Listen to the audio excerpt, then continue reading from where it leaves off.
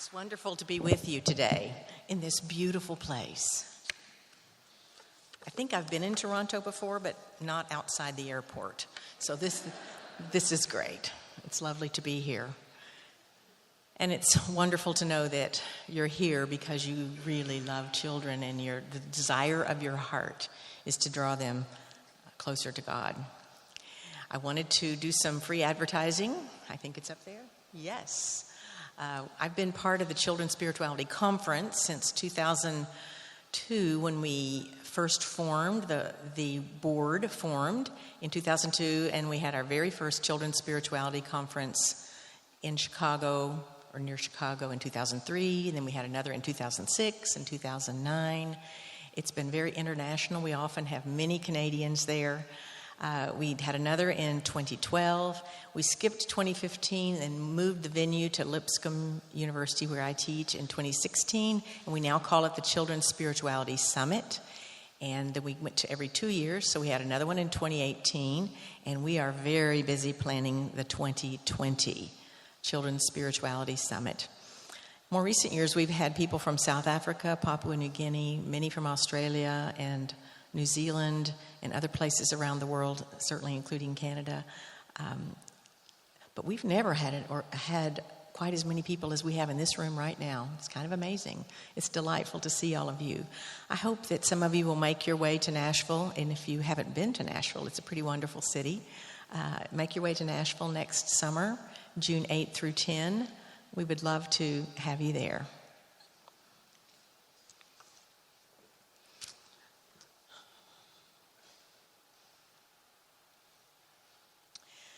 Today I'm going to be talking about children's ministry, and I'm going to be especially focusing on nurturing the child's relationship with self, others, and God.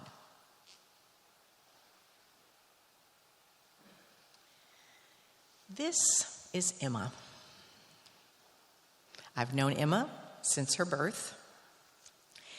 She stays at our house every summer. She's actually one of my grandchildren, but Emma is not her actual name. I've changed names to protect the innocent and the guilty in this story.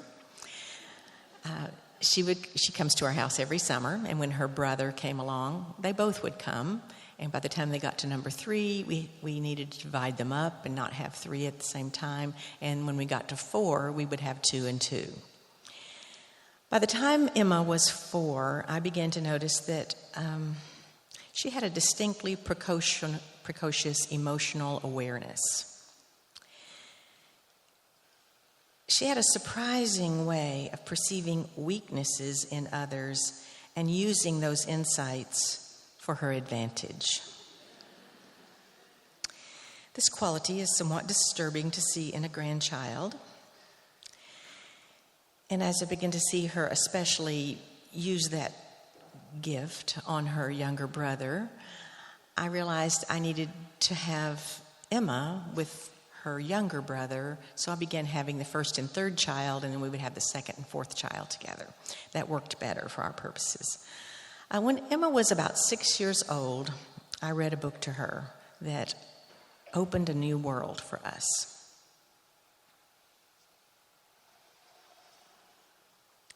This is Anansi and the Moss-Covered Rock. It's not a particularly wonderful book. It's an ordinary book.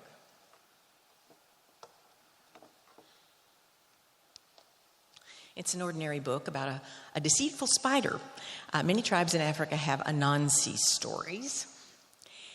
And this particular one is about the time that Anansi begins to trick the other animals in the jungle with a magic rock. And he tricks them out of their food. So if you notice in the first one, he's tricking the hippo. He also tricks a giraffe and a lion. In this next one, he is tricking an elephant. So there's the spider, Anansi, there's the elephant. And if you look in the upper left-hand corner, you see another animal. Can you see it from where you are? Okay, it's little bush deer peeking out behind the bushes, watching what's going on. So little bush deer watches while all the animals of the jungle fall to the magic trick and lose their food.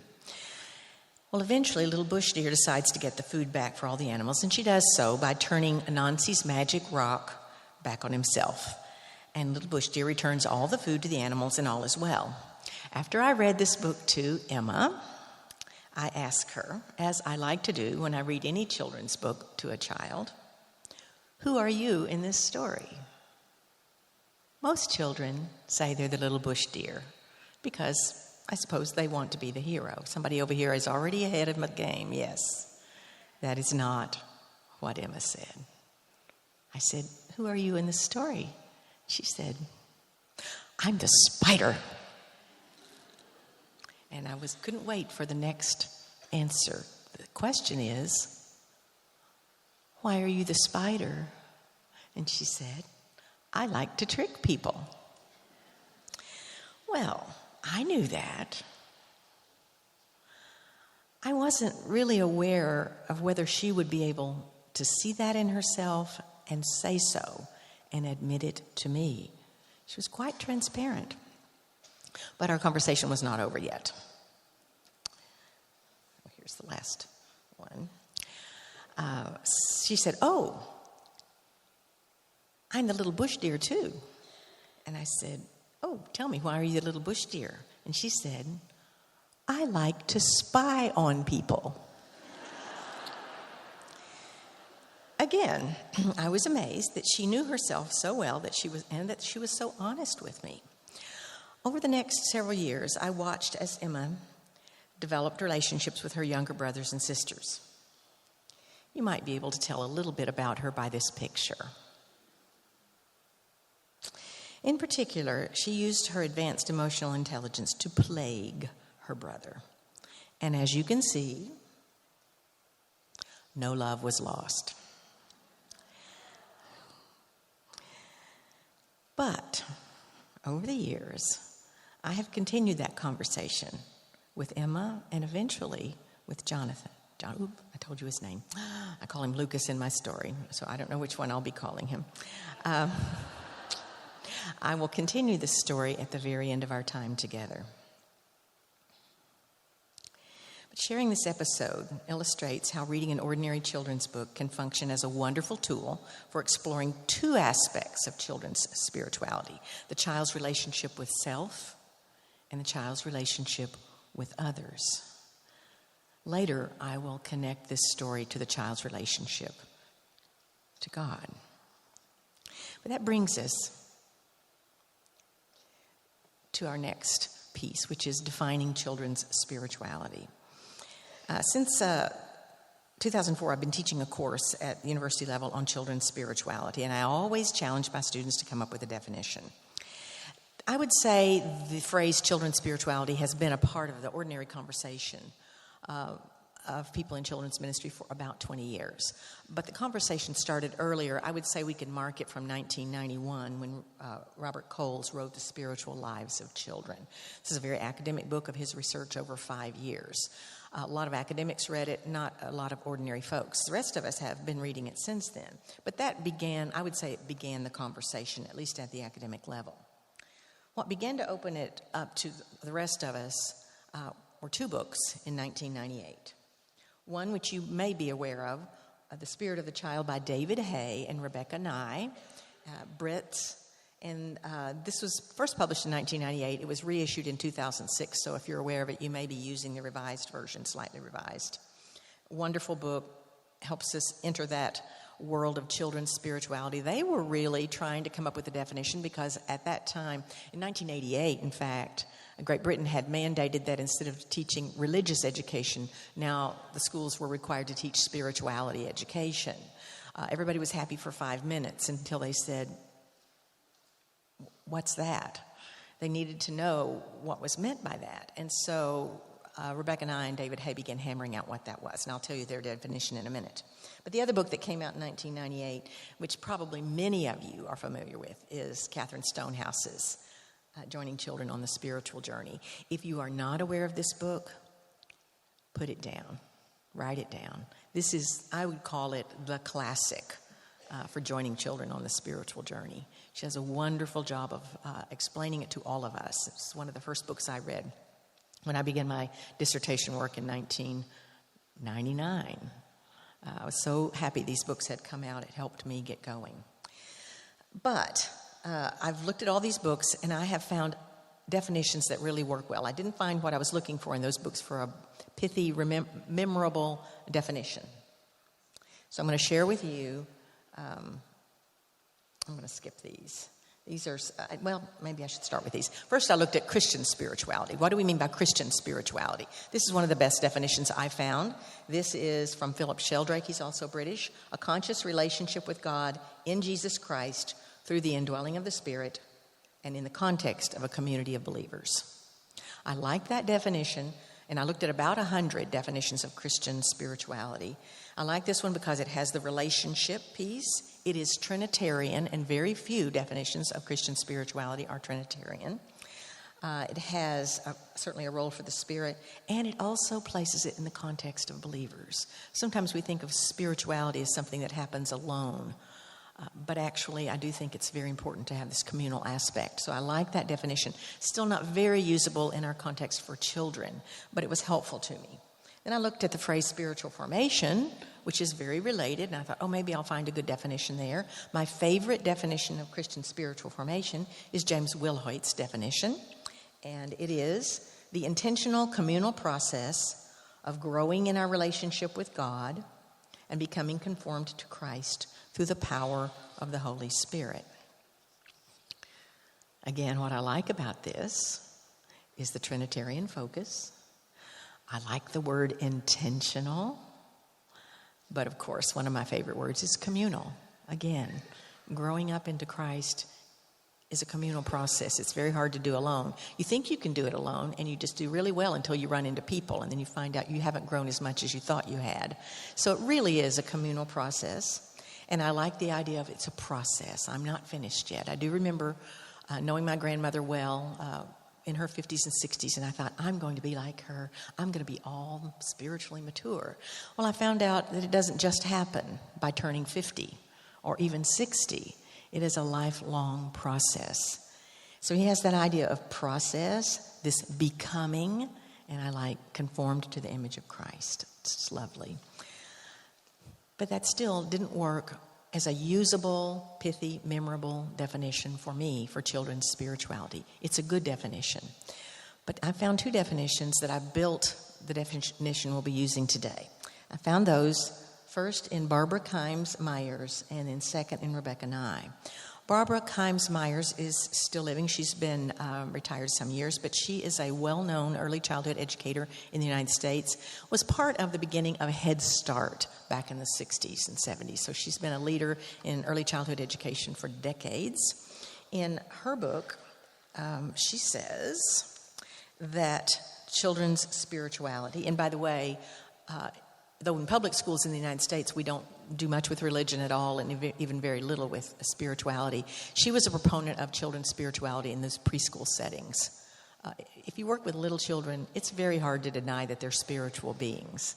Now, in our preschools, we're careful in the United States to separate that out from religion, but there is a deep spirituality of children that can be taught and can be encouraged, that's not attached necessarily to religion. And I'll give you a definition that works for that, and it works also well in Christian contexts. Her definition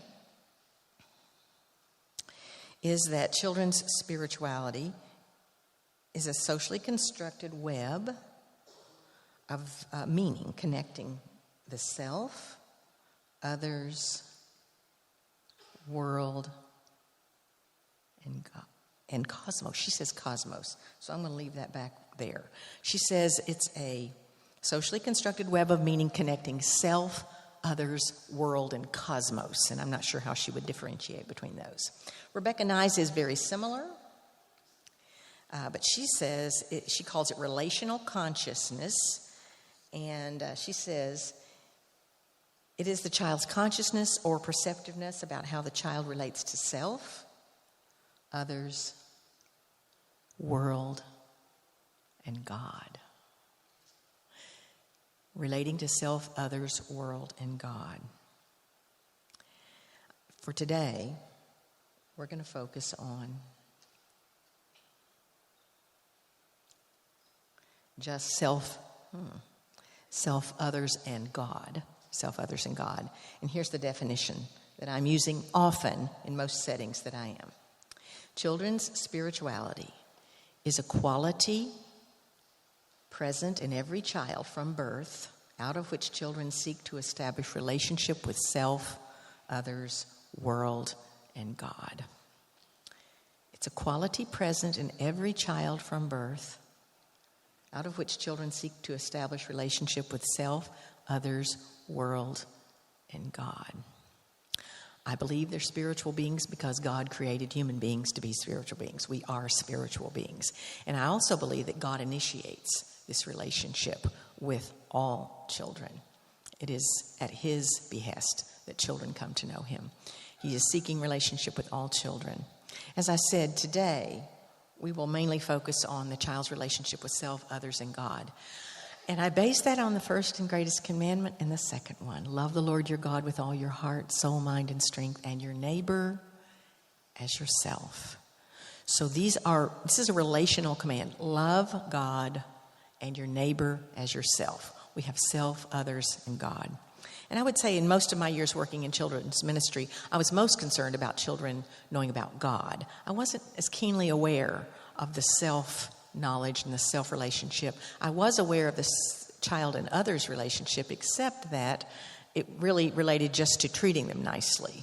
I wasn't really as concerned with that whole relational piece. So I didn't have a deep understanding of this in all the years that I worked in children's ministry. So today, we're going to discuss how we can bring this whole children's spirituality piece into children's ministry settings. So that's where we'll kind of spend our time, and I'm hoping to make this very real for you, sharing with you what I've learned over the last 20 years, building on 20 years of work with children in Christian settings. So how can we nurture children's spirituality in children's ministry settings? A few years ago, a church asked me to come and help them hammer out or revision where they wanted to go with their children's ministry, and they wanted to begin writing curriculum to fit that. So the first question I asked them was, what do you hope for your children? What do you hope for them? What do you want for the children in this community of believers? What do you want them to know? How do you want them to eventually live? Who do you hope they will become? What do you want them to know? How do you hope they will live? Who do you want them to become? And so they worked for maybe an hour, hammering out a long list of what they wanted for their children. I'm going to share that list with you. I'll urge you not to write it down. You can make your own list. This is just for our purposes today to go on to another point. But just listen in on this list and then be overwhelmed with me when I saw it. So, this is what they want for their children. That they will believe that God is. They want them to love God, to receive Christ, to pray, to know God's story, to desire to worship God, to share Jesus with others, to grow in compassion and humility, to love their neighbor, that is, serve the poor, the hurting, the broken. That they will begin to acquire an understanding of their place in the kingdom of God, the role of the Holy Spirit, the Trinity, the central importance of Scripture, the power of sin, the crucial role of the church as an essential community of Christ followers, the need for Christ to save them. That should have overwhelmed you. It's a lot. If whoever hired you in your position or whenever you volunteered, if you saw this list and they said, we expect you to do that, you would be pretty overwhelmed. At least you should be. At least you're not alone. The parents are walking right there with you. The rest of the church is walking right there with you. You're not required to do this alone. But we looked at that list and we worked through some things. But I went home from that weekend thinking, how, in my 20 years of working with children over the years, have I done this? If I wanted this for the children that I worked with, what processes, what methods, what approaches had I used to hopefully have children then who do all these things, who know all these things, who are all these things? And I thought, and I realized what I had done for all of this to happen was I had taught the Bible. that's what I did. My background is in educational psychology. I'm a teacher. I have taught in the education department at 2 universities before I moved into Christian education. I taught in inner city public schools. I got my master's, as I said, in educational psychology. I'm steeped in that. I started teaching children in the church setting when I was 11. I had my first VBS group of kindergartners when I was 11. It was pretty fun. I still remember what I did. And I've been teaching pretty much ever since. I took off 3 weeks at the birth of one child and 4 weeks at the second and third. But basically, I've been teaching children and I love it. Every time something new would come into the educational world, I would import that right into my Sunday school class or my children's church. When exploratory learning came in, when discovery learning came in, when learning centers came in, learning styles came in, various intelligences, multiple intelligences, I was right there bringing it into my Sunday school. So whatever I was learning in the educational world, I just imported it directly into Sunday school, which was great because my goal was to teach the Bible to children. And I have to say, I think I did a good job. Those kids knew all the kings of Israel, all the kings of Judah. There were only 7 good kings. They knew all the books of the Bible. They knew the chronology of Jesus' life, some of the differences in the Gospels. They knew the salvation stories in Acts. They knew the meta-narrative, the story from beginning to end. That was my goal. I helped design curriculum that every 3 years we would cover the whole Bible. I liked what I did. I wanted them to know the stories, and I wanted them to live it. So if I taught the story of Ananias and Sapphira, I wanted them to be able to know who they were. They lived at the beginning of the church era, and they had lied. They had tricked others. They had been hypocritical. And so when they went out, I wanted them to be able to tell their parents the Ananias and Sapphira story and that they shouldn't lie. And I thought I had done a really good job. And I may have done a really good job with those 2 things. But I left out really an important piece. I remember teaching the story of Jesus feeding is it 3,000 or 5,000? When the little boy shares his lunch. Oh, I should know this, shouldn't I? Thank you, 5,000. All right. The little boy shared his lunch. And at the end of the story, what do you want your children to be able to do when they go out? Tell the story and share. You want them to share, right? This is the goal. Later in the 90s, when I began to read some of this children's spirituality stuff, I began to say, maybe I wasn't asking all the right questions. Maybe there's more. And so I began at that point to at least add one piece. So why did we teach the Bible? I taught it to know the Bible and so that the children would know how to live. But in the 90s, I began adding another piece, and I'm going to add more to this. I wanted them to know the God of those stories, to know God, not just about God. That God who's calling us to live in such a way that we honor Him in all we do. So it's not just be sure you don't lie, but when you know God, you want to honor Him in all you do, and that includes not lying. I had gotten some things out of order, and I began to try to remedy that. And so the Ananias and Sapphira story came to be about people who meant to love God well, and they fell short. They didn't quite know how to honor God in their lives yet. When the story of Jesus feeding the 5,000 with the little boy's lunch, yes, the little boy shared his lunch. That's lovely. He is still not the hero of that story. What we missed was that Jesus' compassion for those hungry people trumped the concern of the apostles who said, let them go on. They can get food wherever they go. Jesus said, they've been following me for days. We need to feed them. He was deeply aware of their human needs. Jesus is the hero of that story. I wish I had taught with an eye toward being compassionate like Jesus is compassionate. So it's reoriented the way I teach Scripture. I wasn't wrong before. I just didn't have the full story.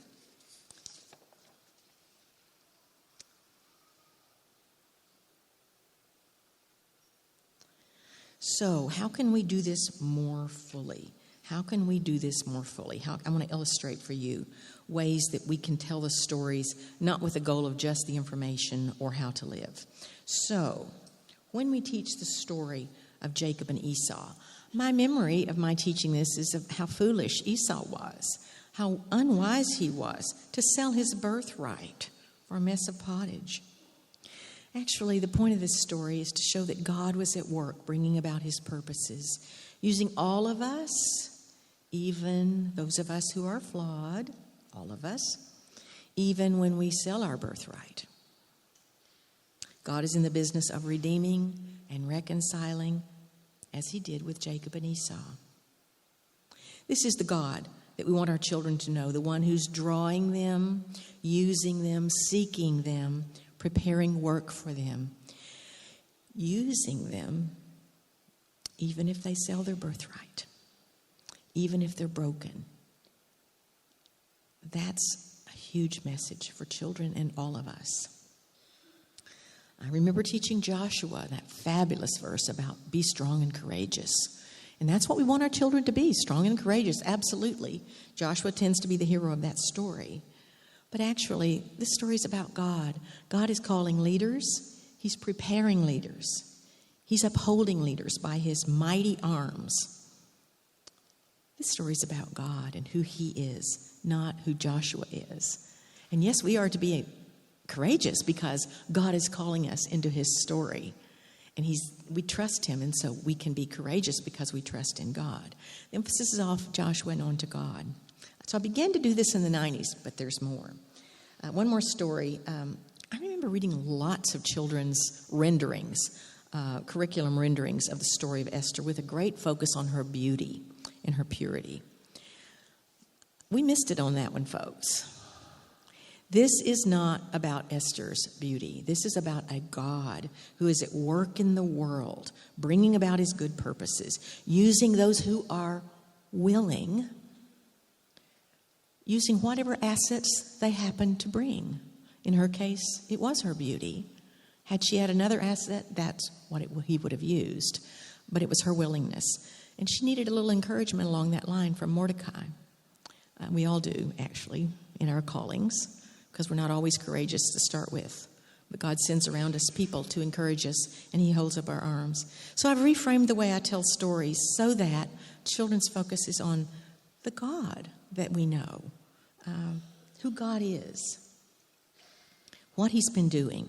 And when we do this, we connect with that piece of the definition that notes the relationship with God. So the child's relationship with self, others, and God. I started there, which was terribly important.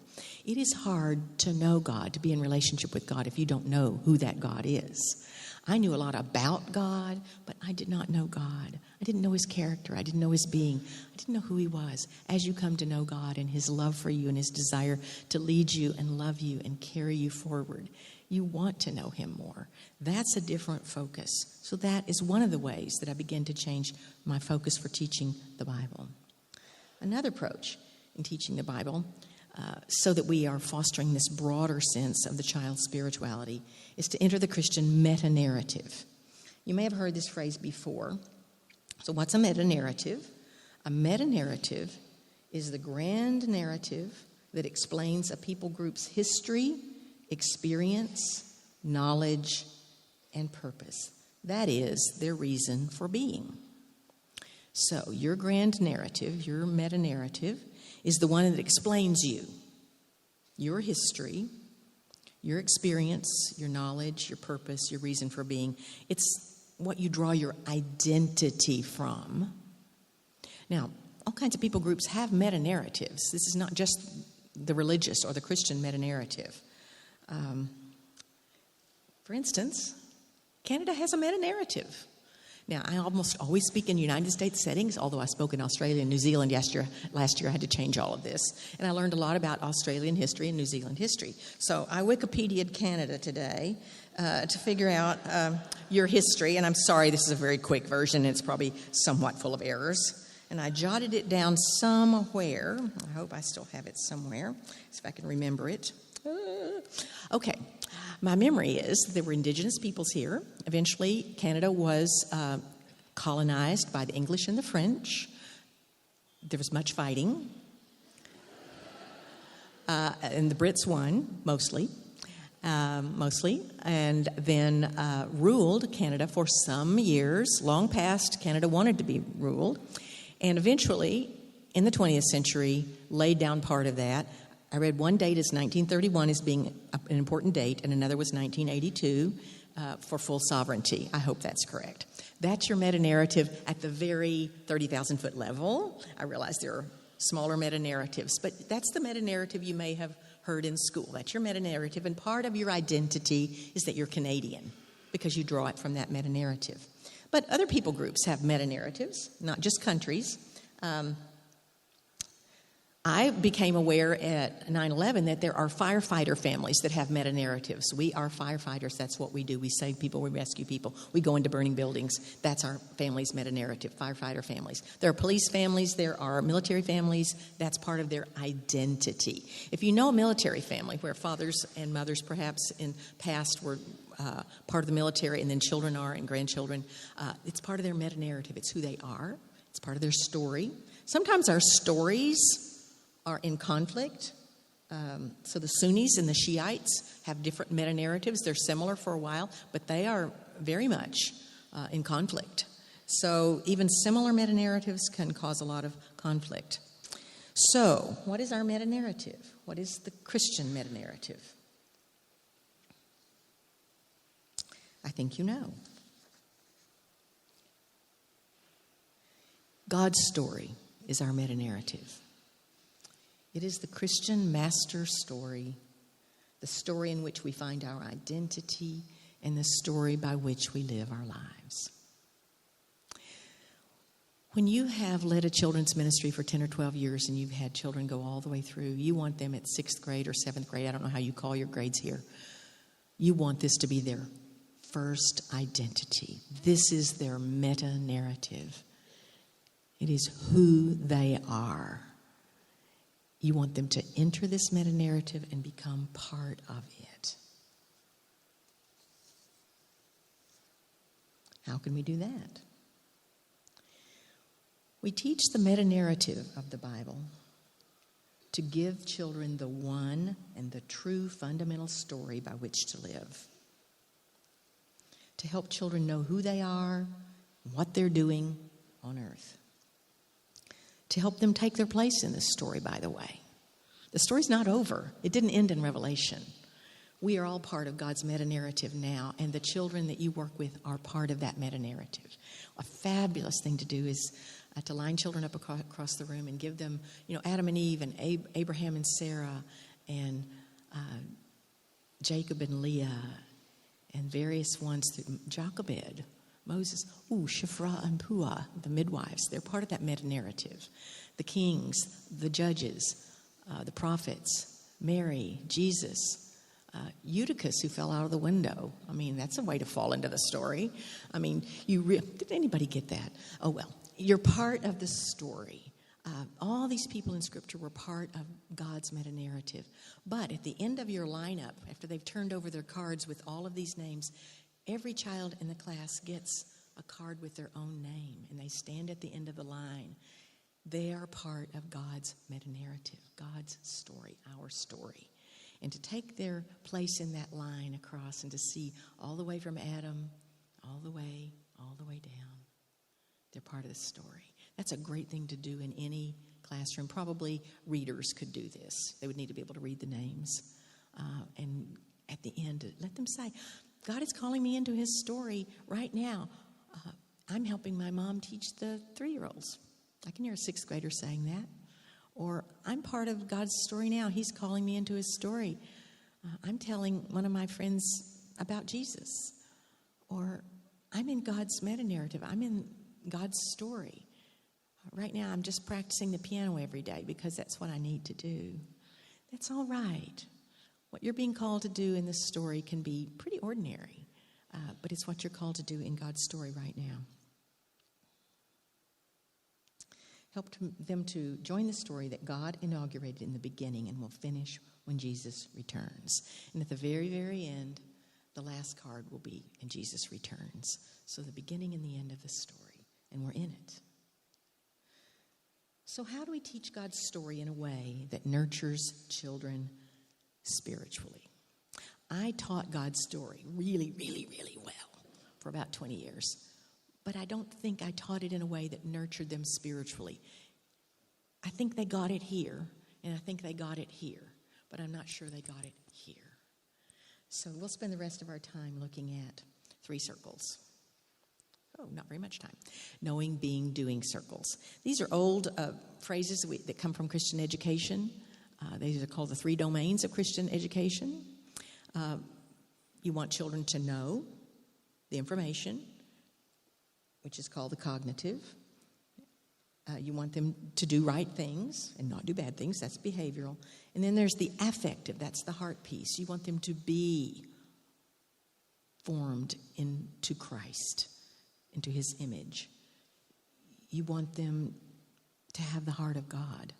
That's that being piece. That's that relational piece. That's that child self, child others, child God piece. When I was a child, I didn't know about these 3 circles, and I don't think anyone else did. And this is the way my circles looked.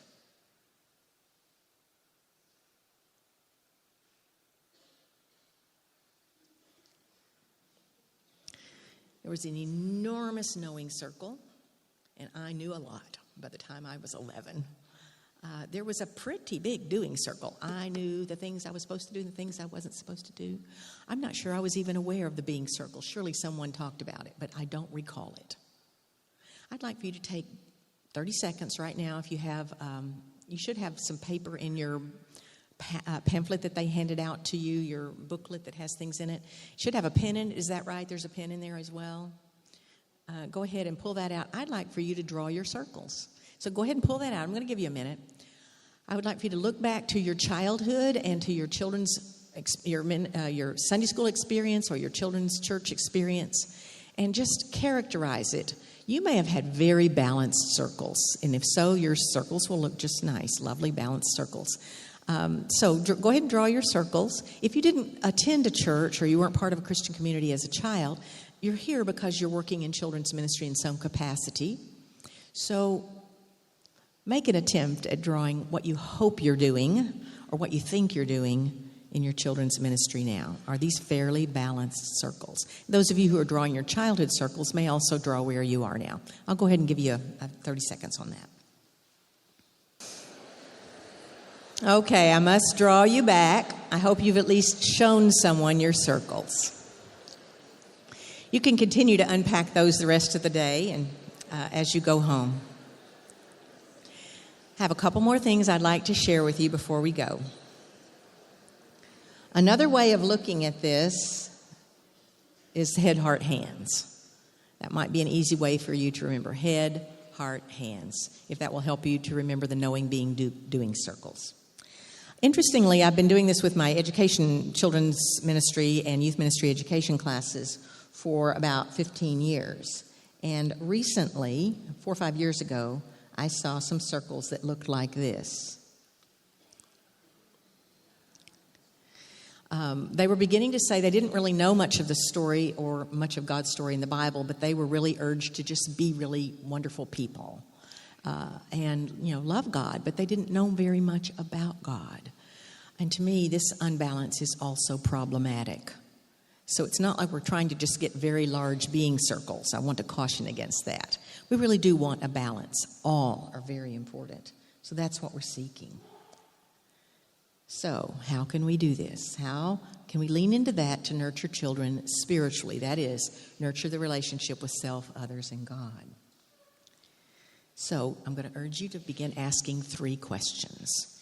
Any story you tell. You don't have to ask all 3 every week, but these are excellent questions. What is God doing in this story? Not what Joshua's doing, not what Esther's doing. What is God doing? What does this story tell me about God? Not what does it tell me about Ananias and Sapphira? What does it tell me about God? Where am I in this story? Recently, I was working with children whose parents are incarcerated. And I told the Good Shepherd Godly Place story to a little girl. She was 11. We had noticed over the weeks that she felt very responsible for her little sisters, and we really hadn't followed exactly what was going on. But when we got through with this story, her mentor said to her, "Who are you in this story?" And most children say they're the sheep that got lost, or they're one of the sheep in the pen. Of course, a couple of people sometimes say, "I'm the wolf." But she said, "I'm the Good Shepherd." I had never had a child say that. But she explained that her daddy is dead and her mother is in prison. And her two sisters, younger sisters, are living with friends, not a relative. They're not in foster care. They're with friends. And she said, "It's up to me to make sure my sisters stay together with me until my mom gets out of prison." That's her story. She's the Good Shepherd. Now, we wanted her to also know that she has a Good Shepherd. And by the end of our time with her, I hope she was also seeing that she has a Good Shepherd. But that was a very important identity for her. And we didn't know that until we asked her who she was in the story. You'll be surprised what children say. And they might not be the obvious one in the story. It may surprise you.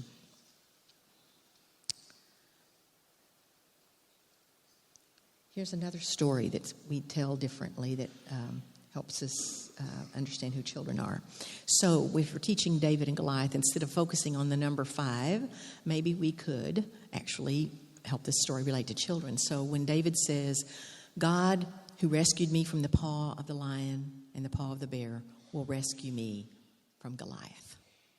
And when you help your children enter this story and say, "Who are you?" you can put it this way. Ask the children to say, "God who delivered David from the bear and the lion and from Goliath is delivering me," would be a better way to say that, "is delivering me from," and I've had children say, "spending 12 hours a day in video games, delivering me from hatred of my mother." It's pretty scary, isn't it? Delivering me from a bully. They will enter this story if you help them. Who are you in this story? Or give them a prompt to help them. And the last thing is, in hearing their stories, to urge them and to model for them how to hear their stories. We need to let them hear our stories. When I was 11, I was feeling some pre-adolescent angst, and I remember throwing myself on the bed and, crying and saying, "Nobody loves me."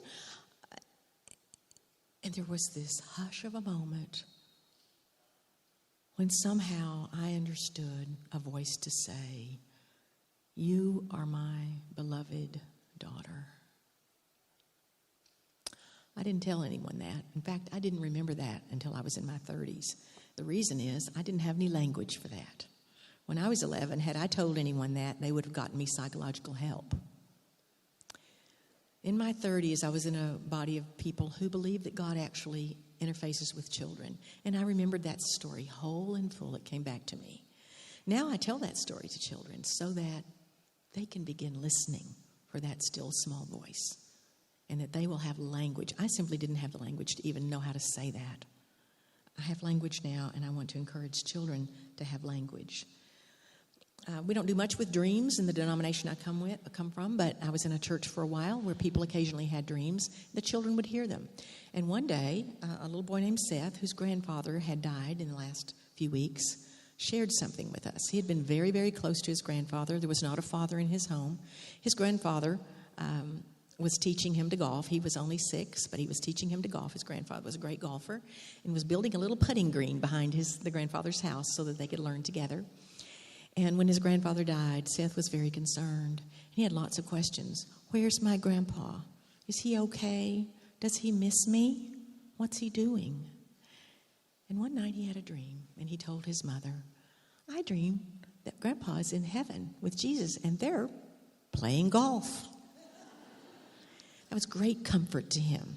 And I don't know if there's golf in heaven, and I don't care. What I care is that God knows that child well enough to comfort that child and assure that child that his grandfather is all right. But we need safe places to hear the stories of our children, and they won't be able to share them unless they've heard us also share what God is doing in our lives. Well, I'll finish with my story that we began with. Here's Emma. Their arguments with each other continued for a while, and every summer when one of them would come, I would talk to that child about the other child. And one time, I asked Emma, "How are things going with Jonathan?" Emma paused and then spoke in a loud and irritated, dramatic voice. "It is war." And I said, "Do you want it to be war?" And she paused and said, "Not really." And I asked, "Is there anything we can do or anything you can do?" "I don't think so." And I asked, "Do you have a soft heart toward your brother?" She said, "Not really." I said, "Do you have a hard heart toward your brother?" "I think so." "Is there anything we can do about that?" "I don't think so." "Do you think we can pray about it?" "I guess so, but I don't think it'll do any good." We did pray every night that she was with us. Not long after that, Jonathan spent a few days with us, and we talked a little bit about the relationship with Emma. I hadn't talked much with him before.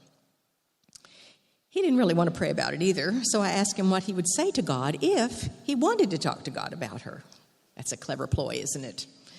He said, "I would ask him, why did he stick me with such a sister?"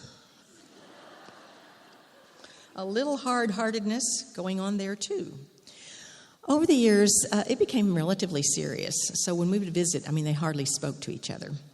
Then we took them to Washington, D.C. for a week together when they were 10 and 12. And I was expecting war the whole way. But interestingly, I looked back. This is the first time I had ever addressed it with both of them together. And I was sitting in the front seat, and I turned around. And I said, "How are things going between you?" And they looked at each other with a sweet smile. And Jonathan said, "I like Sissy now." And she said, "I think we have a soft heart toward each other." Amazing moment for me. It really struck me probably harder than it did them. But it was sweet to see that. Their mom had been in a car accident, and they went on to explain, we don't have time for that anymore. Their mom had been in a car accident, and they were having to really step in and help care for their younger brother and sister. They didn't have time to fuss with each other all the time. It was pretty amazing. So I hope as you go out, you've gotten some ideas for ways to nurture a child's relationship with self, with others, and with God. I hope these illustrations will help you ask the right questions to enter in to what's going on inside a child. Every child is on a spiritual journey, and let us seek the ineffable together. Thank you very much.